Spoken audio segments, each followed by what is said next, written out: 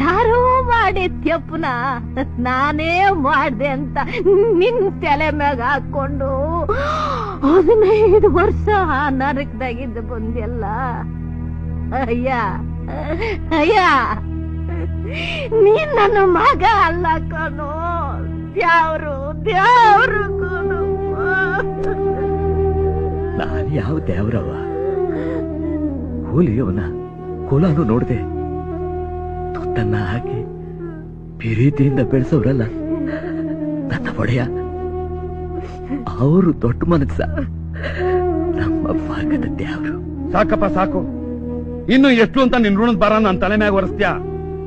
ಈಗಾಗ್ಲೇ ನಿನ್ ಋಣನ್ ಹೊತ್ತು ನನ್ನ ಬೆನ್ನೆಲ್ಲ ಬೊಗ್ಗಾಗೈತೆ ನೋಡು.